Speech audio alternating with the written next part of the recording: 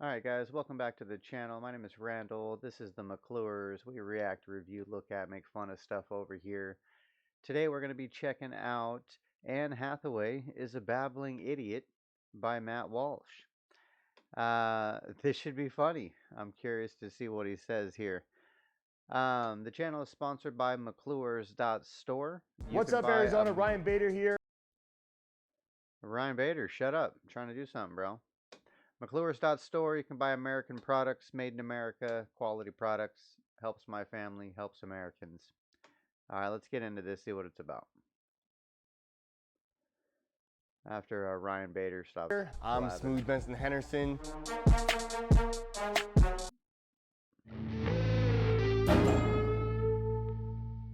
Well, I'm very excited about this daily cancellation. I finally get a chance to cancel Anne Hathaway. I've held a grudge against this woman ever since my wife, early in our marriage. So wait, daily cancellations? Is this the new thing he's got going on? He gets to cancel somebody every day? Okay.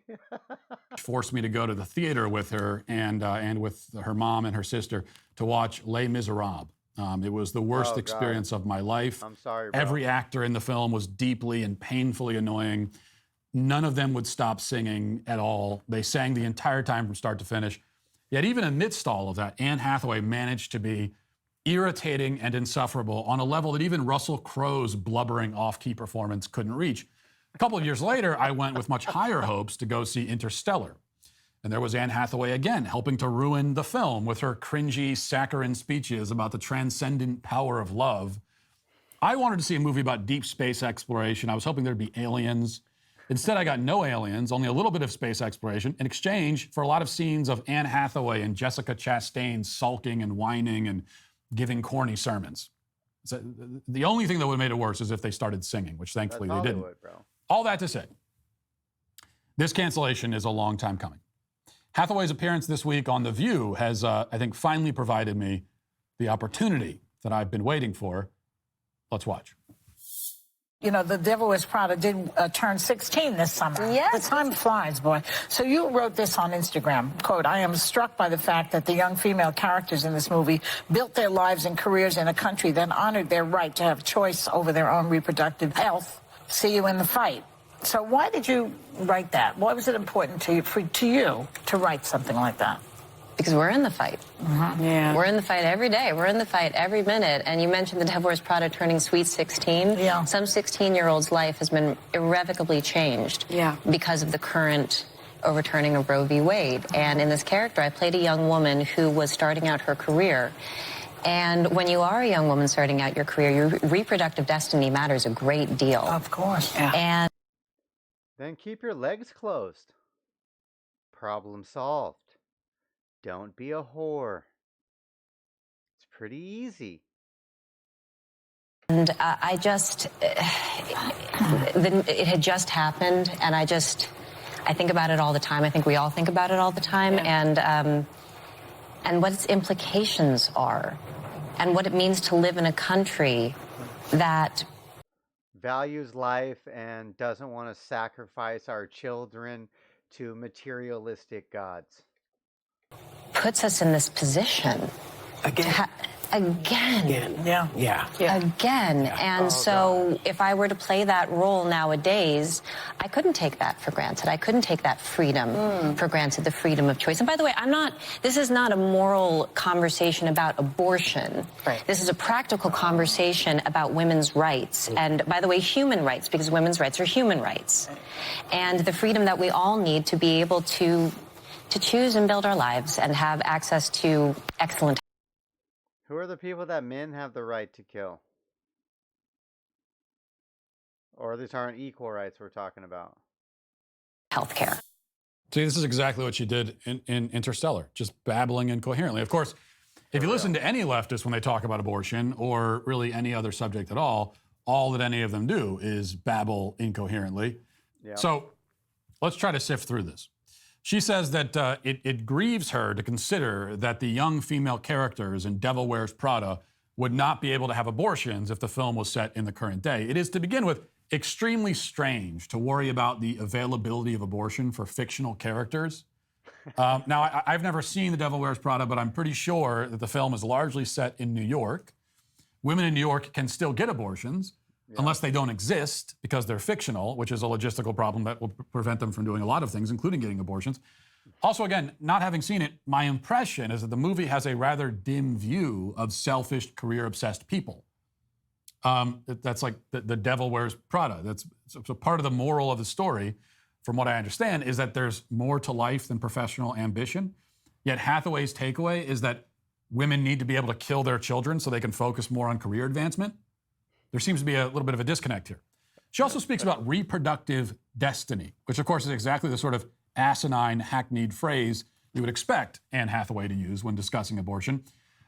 It's not the sort of wording that I would ever choose. But since she brought it up, let us ask this question.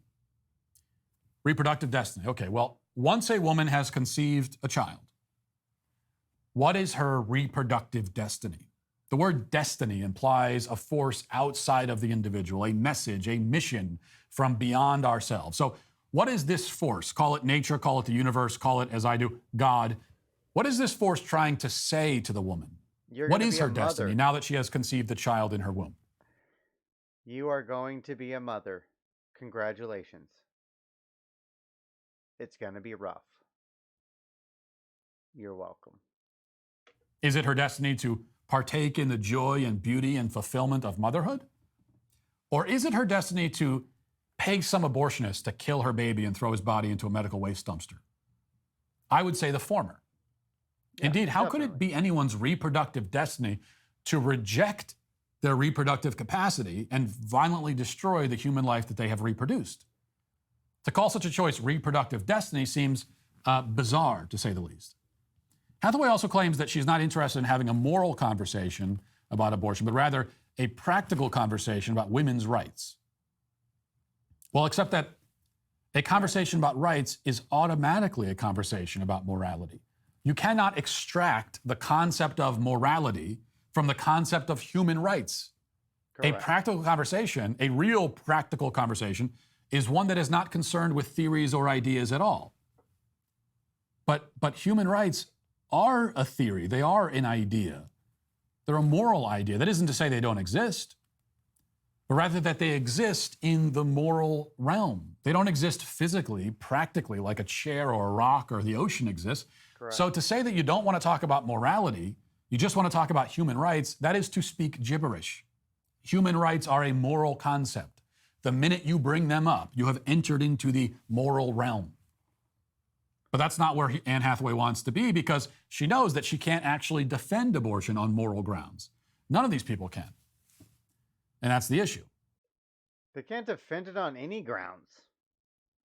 Unless they're going to go financial, which none of them will. But she had more to say, and it only gets dumber from here, so let's continue. Another thing, and just without going into too many details, my own personal experience with abortion, and I don't think we talk about this enough, abortion can be another word for mercy. We don't know. We don't know. It's not a world in which we know that no two pregnancies are alike, and it follows. Abortion can be code for mercy. Mercy. Well, isn't that an evil statement, dude? So apparently you murdered a child and it, saved you from creating life, which is literally the most important thing you could possibly do on this planet. Because, you had a movie role coming up? Follows that no two lives are alike. That follows that no two conceptions are alike. Yep. Mm-hmm. So how can we have a law? How can we have a point of view on this that says we must treat everything the same? And where I come at it from is when you allow for choice, you allow for flexibility, which is what we need in order to be human. So that anyway, I just wanted to include that part. Especially for that. It's not set in stone. Just because you get pregnant doesn't mean you get to keep that baby. Yeah, it's a health decision. And it can be. It really can be. Yeah. Right. 27.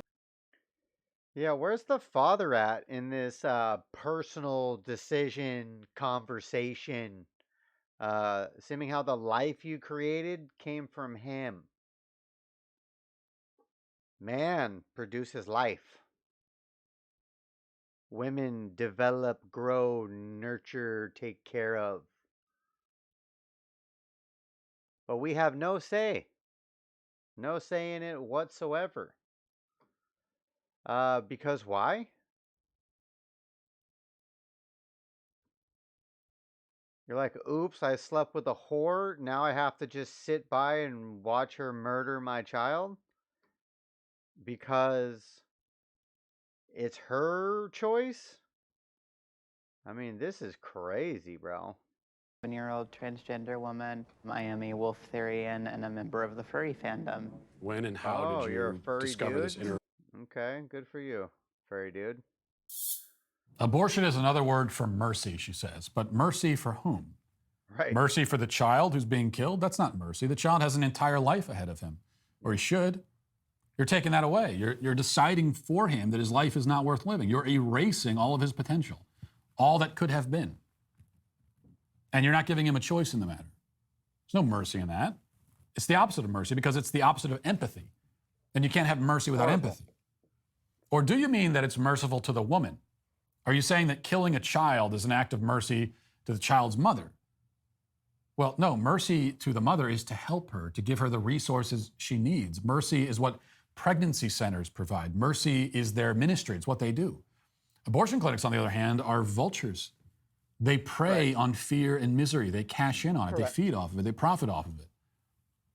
They sell guilt. They sell regret. They sell loneliness while taking away the love and joy of motherhood. That's not mercy. It's mercenary. Yes. So whichever way Hathaway meant it, she's wrong. Though I'm not sure she knows how she meant it because she's just babbling, which is what most defenses of abortion boil down to. Incoherent babble. Yes. And that is why Anne Hathaway is today, finally, after all these years, canceled. That'll do it for this portion of the show as we move over to the members. Okay. Well, there you go. Matt Walsh canceled Anne Hathaway because she's a babbling idiot who is pro murder of babies. So, appreciate you guys stopping by the channel. McClure's.store if you'd like to buy handmade quality American products or American supplied products. Get you some good stuff. McClure's.store. Take care, guys.